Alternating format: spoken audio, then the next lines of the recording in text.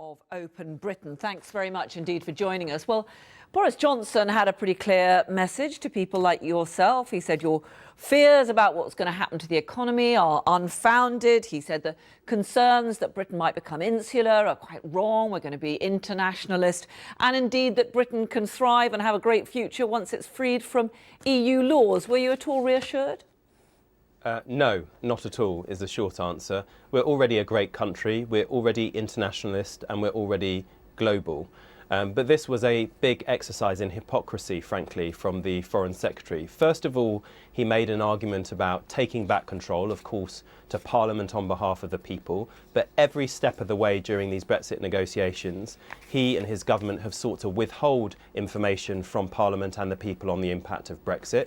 Secondly, he was lecturing people about the perils of betrayal when he was the person who campaigned on the basis that if you voted to leave the European Union, £350 million extra per week would go to the NHS. That's what he was going around saying in 2016. He voted against that money going to the NHS in 2017, and he is now part of a cabinet that is presiding over the biggest crisis the NHS has seen in a generation. And finally, he warned about the perils of sowing the seeds of fear. And he co-led a campaign which, for example, sought to scaremonger about Turkey joining the European Union, and suggested that Vote Leave campaign that he co-led suggested that that will pose a security threat to our country. So I don't think this is reassuring at all, Carol. He said that he recognised that there are people out there who are worried, feel grief and alienation, but he said that anyone trying to stop Brexit, that would be disastrous and that there would be feelings of betrayal all over the land. Do you accept that?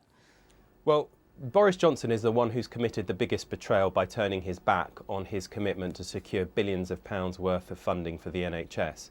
But let's just be straight about this. You cannot thwart the will of the people if they are the ones who get a vote on the final Brexit deal, because they started this process. So in my view, they are the ones who should finish it. It shouldn't be determined by Boris Johnson and a ministerial elite in Whitehall. But there are two other very big points that he completely ignored, both during the speech and in the Q&A after.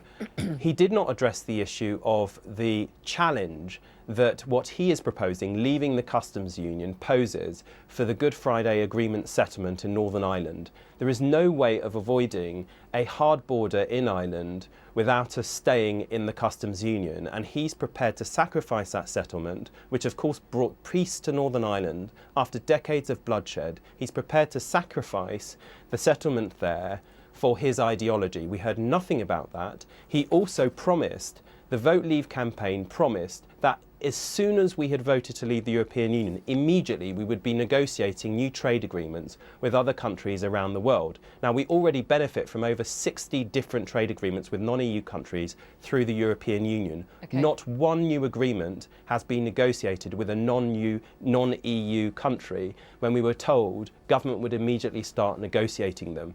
And we've only got a year to go to we're scheduled to leave, and trade agreements take years, not a year, but years to negotiate. We heard absolutely nothing from him on either of those two very important points. Okay, Chuka Umunna, We will make America great again.